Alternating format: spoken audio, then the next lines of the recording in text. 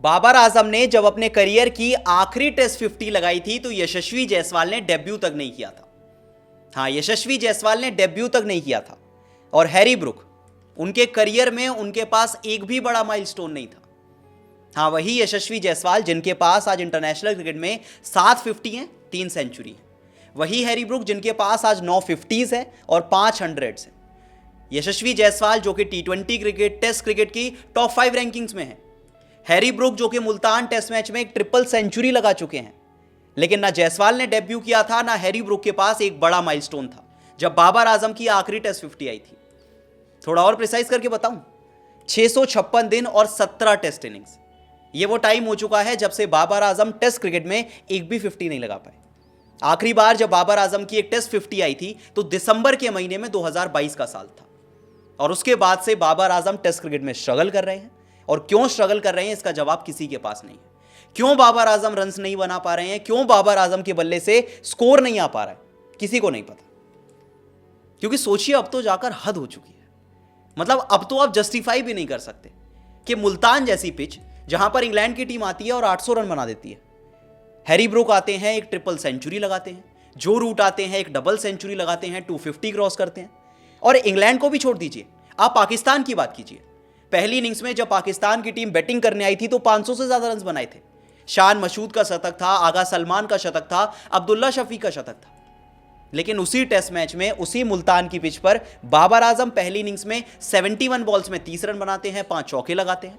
और दूसरी इनिंग्स में सिर्फ 5 रन बनाकर पवेलियन लौट जाते हैं। पहली इनिंग्स में सिर्फ 5 चौके और दूसरी इनिंग्स में सिर्फ 1 चौका।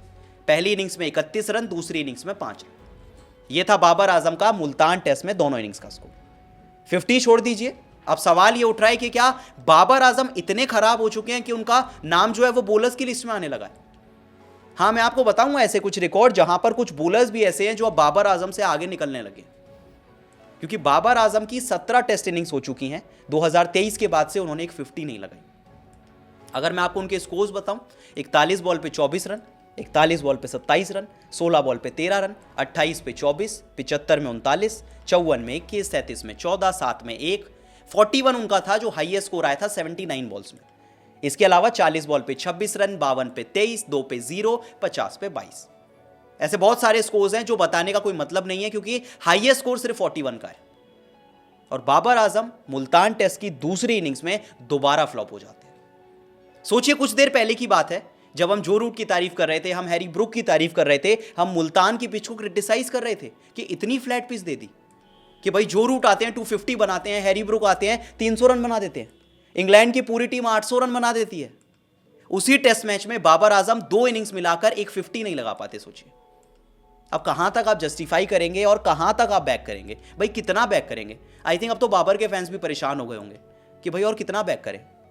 आप किसी टीम के सामने रन नहीं बनाते, आप अपने घर पे रन नहीं बनाते। 18 इनिंग्स हो चुकी हैं, आई थिंक 17 या 18 इनिंग्स हो चुकी है, बाबर आजम 50 नहीं लगा पा रहे। सेंचुरी की तो बात ही कोई नहीं करता क्योंकि पहले 50 नहीं आ रही।